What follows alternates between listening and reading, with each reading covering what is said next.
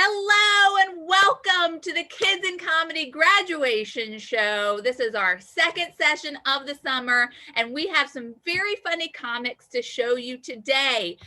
This has been an absolutely incredible group. I am so excited for you to see their sets. I mean, a delight, a delight. Can you imagine these kids put together a stand-up set in 2 weeks in quarantine? I haven't done anything in quarantine. If I send an email, I feel like I deserve a spa day.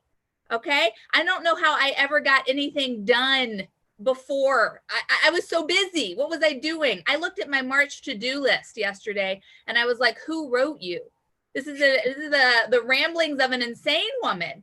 Now I respond to emails like a week late and I'm just like, sorry, I haven't responded to your email.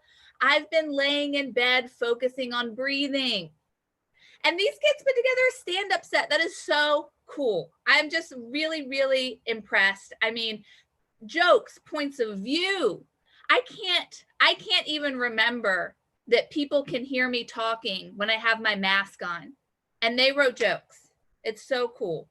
The hardest part about stand-up, I feel like, is like learning what your point of view is. When you start, everybody's like, just be yourself, just be yourself. And it's like, yes, of course, I know that, duh, but who am I?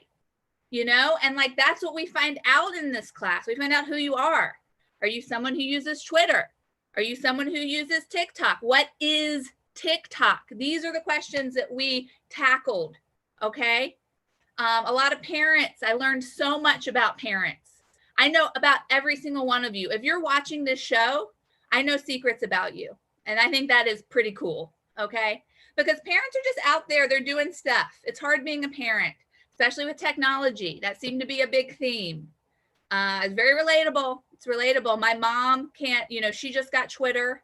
And I don't think she has any idea how to use it because all she does is tweet at me, like, hey, at Ashley Brooke Roberts, have a great day. Hey, at Ashley Brooke Roberts, thinking of you. She just found a new way to honk and wave at me from the car. She found an electronic way to embarrass me. But as I was saying, this group is so awesome. I really, really enjoyed getting to know your kids. I think they're just a fantastic, wonderful, funny group, and you get to see them perform. So, laugh for them, clap for them, give it up for them. When you see them later today, you tell them what a good job they did. Because it's hard work and they put in the time and each one of them is so unique and special. And I can't wait for this show. So we're just going to go ahead and get into it. This is our Kids in Comedy graduation show. Make some noise at home, clap for the comics you are about to see. And please welcome the very funny Izzy Levinson to your screen. Give it up for Izzy. Woo! Thank you. I know. I'm very loved. Okay, I'm just going to start out with saying my mom is very scatterbrained. One piece of her brain is in her bedroom. Another piece is in the living room. Another piece is even in her head, but she doesn't know it's there, so she can't really use it. And yes, she is taking care of 3 humans and a dog, but the lady can't find her keys if they're right in front of her eyes. An example of this, of her being so forgetful, is when she was going on a bike ride. And she came back all of a sudden, and my older sister, Amelia, was just like, Mom, what are you doing back so early? And she was just like, oh, I forgot my helmet. And I was just like, it's on your head. Another example of this is when she was looking all over for her phone. So she finally asked my dad, hey, can you call my phone? And then she felt something vibrating in her hand. And yes, it was her phone. Yeah, it was her phone. And she forgets stuff so much that she just then puts it off to last second. It's like 5 seconds before we're supposed to go to this, she's supposed to be on this Zoom call, or we're supposed to go to this event. She thinks of the most unnecessary thing in the universe of the universes. And then she makes somebody else do it. She's just like, the pool needs to be cleared out. Somebody go do that. Dinner needs to be made. Somebody go do that. My hair needs to be curled. Somebody go do that. It's ridiculous. And she makes me do things so much that even I get annoyed. So I talk to my therapist. My smelly, my sticky, my drooly, my fluffy therapist. And yes, my therapist is my dog. But I mean, like, sometimes he can understand me. Sometimes he even licks my face. Maybe he's telling me, yes, Izzy, I agree with you. Yes, I can tell I know how you feel. Or maybe he just thinks my face smells like peanut butter, which is, it's probably the second one though, because he's a dog and Romeo. Sometimes when I see him, my dad walking my dog, I'm just like, oh my God, is my dog telling my dad all my secrets? It's like, oh. And a tip is, if you can't afford a therapist, just adopt a dog. I mean, like, they're a locked box. They can't even speak. So, like, they won't tell anyone your secrets. Okay, let's talk about necessary clothing for holidays. You know how your mom's always just like, okay, honey, let's go. Put on your dress. We're going over to Aunt Marge's for Thanksgiving. It's just like, but why are we wearing dresses? It's like, it's a holiday about overeating. We should be wearing diapers and tracksuits. And another holiday is 4th of July. 4th of July is about celebrating the country. But the buffoon that's in our country now, we should all be wearing black because we should all be saying, rest in peace, United States of America, because it is literally dead. Because of the buffoon that is in our White House. It's like, he's the king buffoons of buffoon. It's like there's so many other better buffoons in the world. It's like my dad, and okay, maybe just my dad. Anyway, bullying throughout history. We know that 90% of the time, bullies bully through social media. It's like you shouldn't be bullying at all, but 90% of the time they do. It's called cyberbullying, and they do it, which is wrong. But it's like, how did they bully when there wasn't any technology? Were they just like send letters? Were they just like, hey, did you get my letter? No. Oh, well, you're about to be really sad because I burned you in that letter. Okay. And they're just like, huh? Anyway, to wrap it all up, I'll tell you a horror story. I like to call it the horror of the hallways, because hallways are very scary. Anyway, once there was a hallway. Okay, there was a door at the beginning and the end of the hallway. Okay, hallways are just legit terrifying. It's like we should just shove hallways off the map and put in caves and tunnels. Yes, they can flood in on you in any second or cave in on you in any second, but at least they're not hallways. I mean, like, hallways are just legit terrifying. Anyway, I gotta go now. I have to curl my mom's hair. Bye. Give it up for Izzy, everybody. Give it up for Izzy. Oh my goodness. Great job, Izzy. I got to tell you, I will never look at hallways the same. That is so true. I didn't realize they were so scary until you made such a great point. Hallways are terrifying. Also, I love the idea of bullying through the ages. You know what I mean? Like, writing someone a nasty letter was sort of the original Yelp. And I think that, it should get more attention. That was Izzy. Give it up one more time for Izzy. Such a delight. I'm excited for you guys to see our next comedian. Absolutely hilarious. Please make a lot of noise for the very funny Emily Rosen, everybody. Emily. Thank you. I can hear your applause from here. So I'm just going to start off by saying, just to let you know, I am not, as some kids would call me, popular or in the popular group. I don't have that many friends, but I am a major bookworm, and I do have a book club, and I guess you could call them my friends. I mean, I know them. Their names are Ron and Harry and I think Hermione. I don't know. We've read a few books together. But my dearest and truest friend, the wall. And I know what you're thinking. Maybe, oh, Wally or Walter. No, the wall right behind me and in front of me and on both sides. And it's so kind that is sitting here watching me become a young comedian. So kind, am I right? Thank you. And to show my gratitude, I made it a friendship bracelet. I didn't know where to put it, so I just taped it to the wall. And then suddenly this huge gust of wind came by and sort of swayed the bracelet ever so slightly, as if it was saying, thank you. Thank you so much. I'm also like really scared of the dark, and I probably will be for the rest of my life. When I'm older, I'm gonna have to ask my kids if I can go sleep with them because I'll be scared of my own room.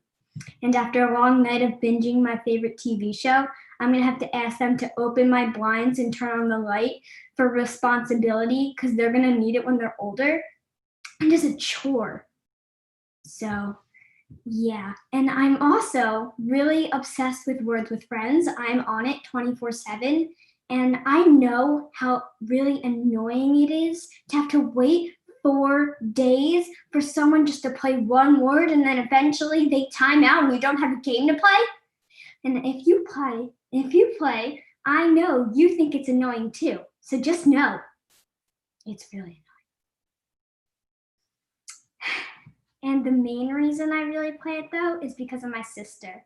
And I told her at the beginning she wasn't going to be in my set just so I didn't have to give her that satisfaction of knowing. So you're welcome. But the main reason I use it is because I like to use big words and my sister doesn't know what they mean. So by playing it, I learn big words and she doesn't know what they mean, especially when I play against her, because that's just even more fun than being in person. Speaking of my family, they are all neat freaks, very neat, and I am not. You should see my desk right now, it's a mess. And I also like my privacy, and they can't be in a dirty room, so I put 2 and 2 together to decide if my room is messy, then they won't come in. So if they knock on the door, I say, no, don't come in. My laundry's not folded, it's scattered everywhere. It's not vacuumed, or everything is upside down and open and everywhere. And that is how I get my privacy. But my sister doesn't know that if the door is shut, it's for a reason. And I know what you're thinking. Oh, she's probably 5 and she just doesn't know better. No, you're wrong. She's 13. I'm 11. She's 13. 13! She should know better. I like my privacy. So I have my own room. She has her own room. She can be in her own room. Well, I can be in mine. I know you are listening, so just know I like my privacy.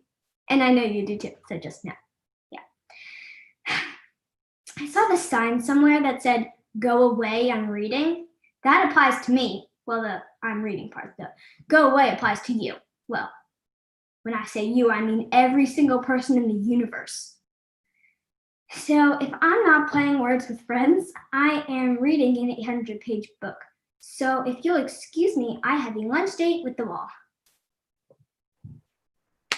Great job! Give it up for Emily, everybody. Oh my goodness, anything can be your friend, okay? And I want us all to remember that. Let's take that hole and that wall, combine it together. We make a BFF that's a little scary. Okay, you see how we do things here? We're making these things work. You guys, our show's going great. I can't wait to bring up our next comic. You're gonna love them so much. Please give a big round of applause for Ali Schropp, everybody. Ali Schropp. Alexander Hamilton is my hero. He rose from nothing, had a fairly successful political career, and created the single most elegant way to tell someone, I want to hit you with a chair, which is, of course, there are 1,300,000 words in the English dialect, yet I could never string enough words together to properly express how much I want to hit you with a chair. I'd love to meet him someday, and I think a lot of people share that sentiment, but I don't think Hamilton would really care about talking to any of us. He'd be too distracted by all the modern amenities we'd have. People would be like, Mr. Hamilton, what is your opinion of the current president? Meanwhile, Hamilton's just over by the coffee machine like, by God, you have a machine that instantly makes coffee? This really is the future. I think the people most excited of Hamilton coming back would be the Disney Corporation, because they already have Hamilton on Disney Plus, and now they can have Hamilton's reaction to Hamilton. Hey! Poor Alexander during Say No to This, though, he'd just be having a time, like, Lord, show me how to say no to this. I don't know how to say no to this. Can we skip this scene? Thank you. So you know how some people say yes to everything? My mom takes that one step further. She will actively volunteer for anything she thinks needs help. She'll be like, yo, anyone need me to make a virtual version of the school play? And the other play moms will be like, we don't need it, but if you want to, cool, see you in 4 months. Before the schools closed, she was running prop design. Actually, running isn't the best term. She was aggressively sprinting prop design. She basically was prop design. She was also the producer, which is the person who does all the business while the director leads the 10-year-olds in vocal warm-ups. And she was doing all of this as a mother of 4. At this point, I'm staging an intervention.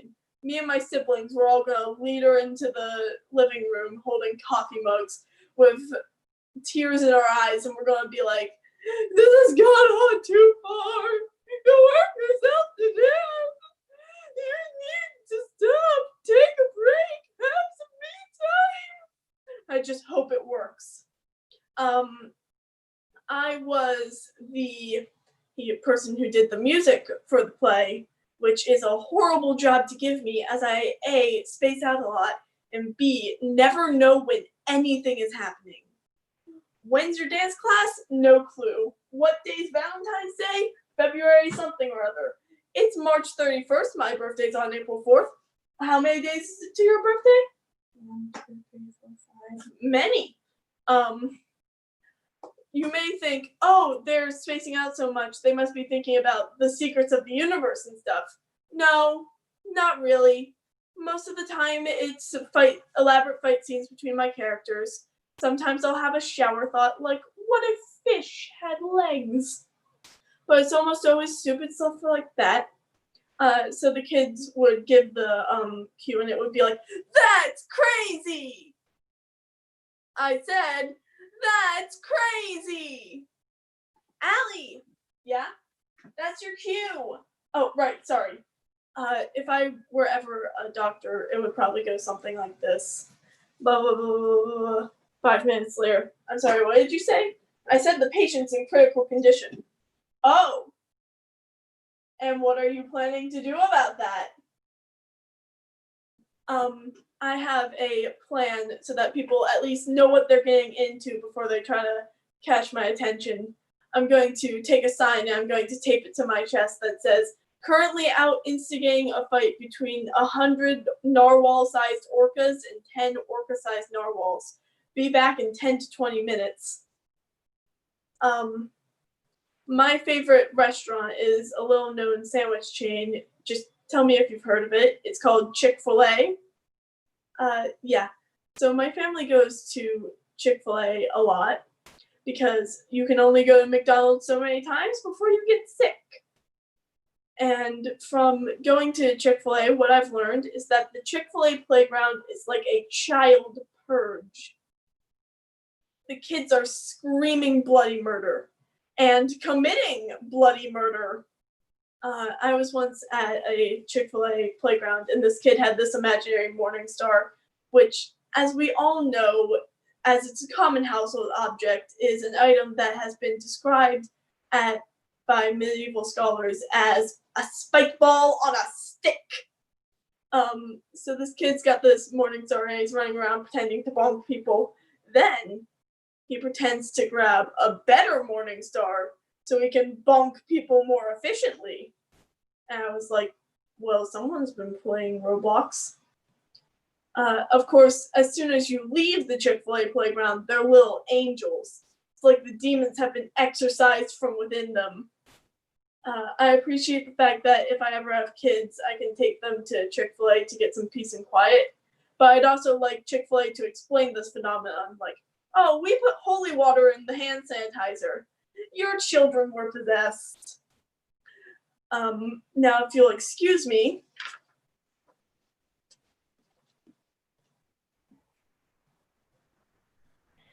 Give it up for Allie, everybody! Yes!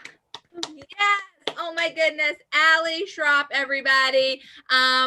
Where everyone's doing so well. I mean, these are points we've all thought about. What is going on at Chick-fil-A? We want answers, okay? We want to know what is happening at Chick-fil-A. Someone write them and get them to give us their secrets.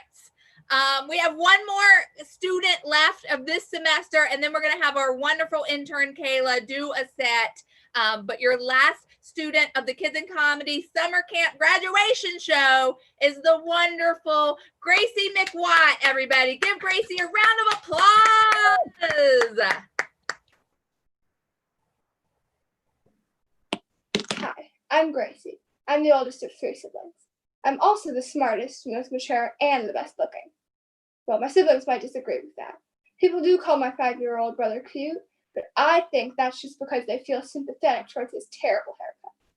They say it's adorable. I say it's just plain old dorky. Along with a mushroom haircut, my little brother is addicted to TV. And not just TV, any kind of electronic device. He's not watching TV, he's playing on the phone. He's not on the phone, he's using a tablet. He's not on the tablet, he's back to the TV. Once, I even saw him staring at the display screen of a microwave. I find it a little weird that he can work all this technology, but he can't read. He could probably code an entire video game, yet not be able to spell the word code. Once, I tried to get him to learn the alphabet instead of sitting in front of the television. I just finished teaching him how to sound out the letter N, and then I asked him if he wanted to learn more. He said, no, and waddled back over to TV. I'm the smartest child, but I'm also the clumsiest. I guess those two things go hand in hand. I'm not even sure where I learned to be clumsy. None of my siblings ever dropped their dad's favorite mug while we were bringing them coffee. I can't even walk 2 feet without tripping over my 2 feet. Along with being clumsy, I always word my say wrong. I mean, words say my wrong. I mean, you get it. I better be a terrible lawyer. Your Honor, permission to approach the podium? Sure. Your Honor, I can assure you my client is 100% guilty. No, wait! Along with being awkward, my clumsiness caused me a lot of problems. My mom's always trying to get me to sign up for karate because she thinks it'll help with my balance. 100th time she tried, I was eating lunch. Come on, sweetie, it'll help with your balance. You're so uncoordinated and clumsy. I'm not oh, whoops. I knocked over my cup into my plate, and I tried to pass it off like I wanted.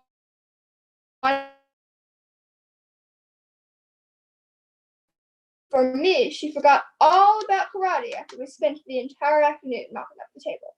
Clumsiness does have its benefits, though. One time, I was in art class and we were doing abstract paintings. That one art kid who's always amazing and can do no wrong in the eyes of the teacher was having a great time. Their painting looked amazing. Mine, on the other hand, did not. And then, to top it all off, I spilled some cans of paint over it. Now it looked even worse. I expected the teacher to come over and yell at me, but instead, she proclaimed it a masterpiece and hung it up on the wall. And as I looked back at that one art kid, all I could think was, take that, Marissa. I'm the art kid now. I'm afraid of the dark. And you know how some people who are afraid of the dark think that their blanket couldn't protect them from any and all evil? Yeah, right. No blanket's gonna stop a knife to the chest. Except mine. Mine can. My blanket is so thick, it can protect from even the shadowiest of shadow demons. The one problem is that is the heat. It gets so hot under there, and I would rather roast to death than face all the zombies and vampires and adulthood out there. My blanket is so thick, it'll pin me down to the bed and keep me from rolling around in my sleep. I'm not complaining, though. It keeps my hair from getting all messy. On the rare July nights that I do sleep without the blanket, my hair ends up looking like a Sasquatch. I'll walk downstairs, my family say, "Ah, it's Bigfoot!" No, guys, it's just me. Oh my God, it talks! I had, because of the hair thing, a big part of my day is brushing my hair. Another big part, for everybody I hope, is brushing my teeth. Have any of you ever tried toothpaste that was unflavored? I have, when I was infused with baking soda. And I can safely say that it was like brushing my teeth with a hot pile of garbage. I mean, part of the toothbrushing experience is having that minty aftertaste, or fruity tooty if you're a whip. Without the taste, it's like buying air freshener that scented plain old air, or hair shampoo that scented normal hair. Without the scent, I mean, sure, it's cleaning and freshening and whatever you want it to do. There's no incentive to buy. I think the scent is kind of just a ploy to get us to buy the product. After all, what would you rather do? Brush your teeth with a pile of garbage and have people sneer at your breath all day? Or brush with a nice minty scent and have that aftertaste in your back of your mouth until your next meal? And on that deep philosophical question, I bid you all adieu. Have a very nice afternoon. Great job, Gracie. Give it up for Gracie at home. Oh my God. If only I had known that a thick blanket could protect me from adulthood. Oh, things would be so different. I found that out too late. But I also do agree, you need to have that treat, right? For things you don't want to do. Toothpaste has got to have a good flavor, okay? I would never walk into a bank if they didn't have free suckers. These are the things that we need, okay? You guys, those were our graduates. They're also wonderful. They put together those jokes. I'm just so impressed. Just give them so much love and admiration today, because that was a lot of work they did. And like, you got to see their clear point of view, and they all have such original, senses of humor. It's just a pleasure to be around your children. And someone who helped us this for the past 2 weeks and is a part of the Kids in Comedy Camp, is on our pro shows, originally came to the summer camp, is just a beloved intern. And she's going to do a set for us right now. So please give a big round of applause at home for Kayla McCannon, everybody. Thank you so much. I absolutely love doing these Zoom call things because none of you can tell that I haven't showered in 2 days as long as my hair looks good. Well, okay, good might be a stretch, but besides the point. I've been doing some thinking lately, and I've decided that I don't think I would be a very good parent, because parents have to teach their kids social norms and like reinforce them. And the truth is that I can't even do that for myself. An example is last week, I had pancakes for dinner 3 nights in a row. It was just 10 p.m., me in the kitchen making pancakes, eating them that night because I'm a rebel. Yeah, that's right. But I mean, as a kid, eating pancakes at night is like a crime against nature or something. But, now I'm 17. I'm getting a little bit more independent. I'm learning that I can ruin my life however I want, and I'm gonna, I'm pretty similar to Elon Musk like that. We have all this potential, but our goals are beyond anybody's reasonable understanding. He wants to see how far his spaceships can go. I want to see how far my pancreas can go with all this sugar intake. I am pushing my organs to the limit like any reasonable young adult should. One problem I have, though, is that I cannot stop eating while I'm cooking. Whenever I'm cooking something, I'm guaranteed to eat like half of the thing before I'm done cooking it, it just feels unfair. Like, it feels like an unnatural law of physics that I'm going to have to take up with God if he ever gets back to my emails. But, it's ridiculous because I feel like it would be a superpower in other situations, but in my case, I just don't have as many pancakes as I wanted because I couldn't stop tasting the batter. And yes, I have a pancake problem. I'm already working on it, so don't worry. But, it's ridiculous. I mean, I can't do my homework accidentally while I'm taking it out of my backpack. I mean, do you know how awesome that would be? I mean, heavy textbooks would sure feel like less of a waste of physical energy and money. If I could accidentally sweep the floor while I'm walking into the kitchen to get the broom, I feel like I would be more fulfilled as a person in life. because that's all I'm missing is a nice clean floor. That's the only thing.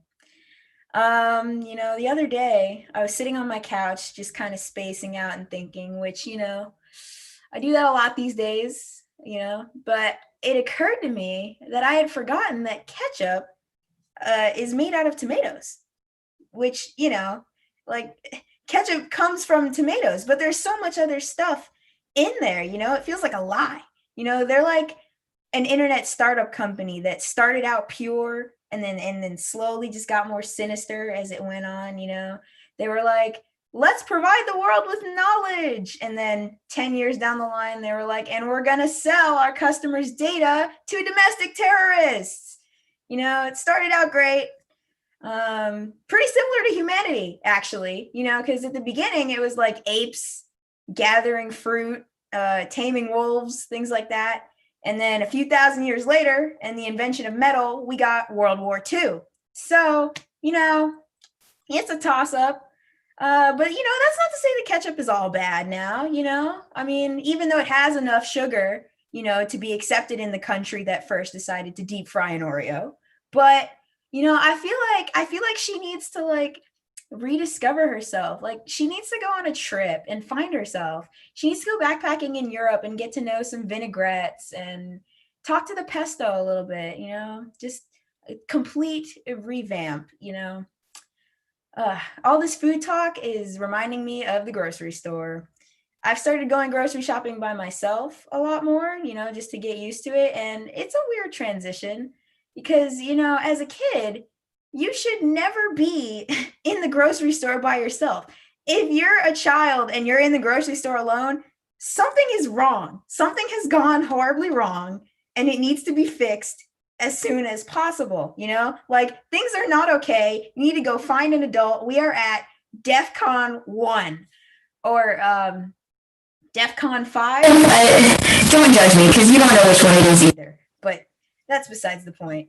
You should never, as a kid, you're just never supposed to be in the grocery store by yourself. There's other people in the grocery store. There's at least 7 people that you don't know in the grocery store. That's like stranger danger. You spend your whole childhood learning about that. But then all of a sudden, as an adult, if you don't learn to interact with those strangers, you'll starve to death. So I'm having to learn. It's a process, but I'm learning. And I've come up with some rules for myself to help me survive. And I'm going to share the most important one with you guys right now. And that is keep your head down the whole time, eyes to the floor, constantly. Okay, sure, you might accidentally hit somebody's ankle with a shopping cart, but that is nothing compared to the horrors that you might experience if you lift your head up even briefly, namely eye contact. Okay, there is nothing more awkward than 2 people making eye contact in the snack aisle, knowing that neither of them should be there. Okay, and for my generation, okay, eye contact is very scary because that is a gateway to small talk, which most of us would rather die before participating in, okay? Because usually small talk with us and adults goes something like this. You're getting so big. Oh my goodness, are you driving yet? Did you drive here by yourself? Are you here alone? Yes, Martha, I am here by myself. I did drive here. And while I'm having so much fun having you speak to me like I'm 5 here in the cereal aisle, I would like to get home and eat pancakes and watch cartoons in my jam jams. So I'm going to need to leave. And that is actually what I'm planning to do when this is over. So let's wrap it up. Thank you so much. This has been great. Great job, Kayla. Give Kayla a round of applause and give all the comics we saw today a round of applause. What a spectacular group. Oh my goodness. It was an absolute pleasure. 2 weeks of awesomeness. Thank you guys so much for watching. One more time. Let's clap for these graduates. One more time. These new young comedians. Thanks for watching and have a great day.